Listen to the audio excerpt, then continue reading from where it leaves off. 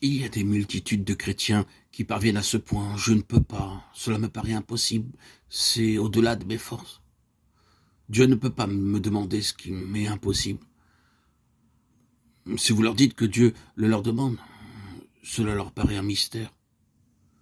Plusieurs d'entre vous peut-être se trouvent dans cette situation-là, ils vivent une vie d'échec, de péché, au lieu d'une vie de repos et de victoire. Ils commencent à s'apercevoir qu'ils ne peuvent pas, que c'est impossible. Ils ne comprennent pas pourquoi. Et le désespoir les envahit. Ils font de leur mieux, mais n'espèrent pas réussir.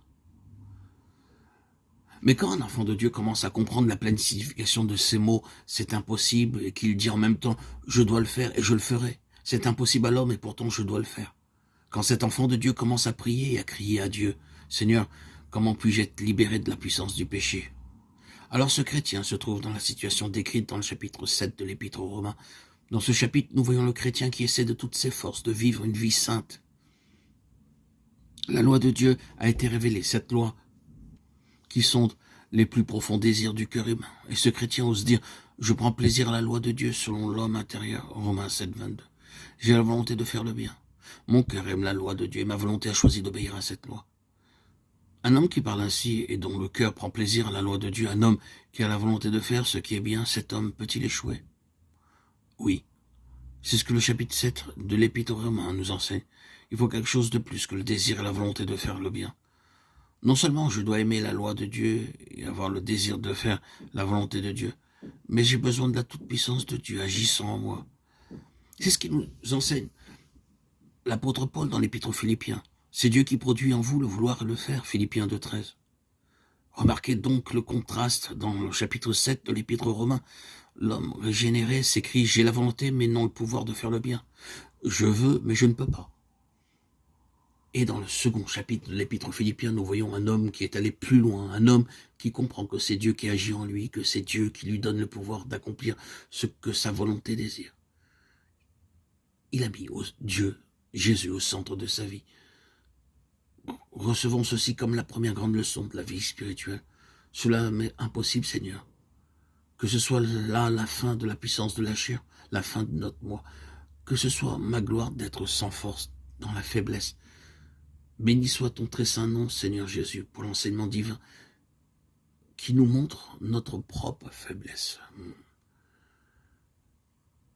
C'est pour cela que lorsque nous avons employé cette expression entière, consécration, quelques-uns parmi vous n'ont-ils pas été amenés à une expérience définitive? Et ne sont-ils pas arrivés à se dire, je ne vois pas comment je puis actuellement vivre comme un homme absolument consacré à Dieu à chaque instant de la journée, à table, à mon foyer, à mon travail, au milieu des épreuves et des tentations. Je ne vois pas.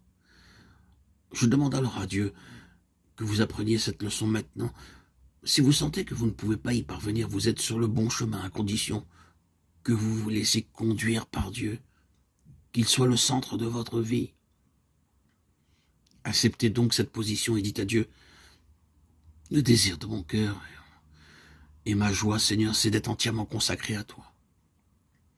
Mais je ne puis y parvenir. Il m'est impossible de vivre cette vie d'entière consécration. C'est au-dessus de mes forces, de mes moyens, de mes possibilités. Il vous faut apprendre cette leçon, que si vous êtes absolument sans force, alors Dieu viendra accomplir son œuvre en vous et vous donnera non seulement la volonté, mais le pouvoir de faire le bien. C'est dans notre propre faiblesse que Dieu agit.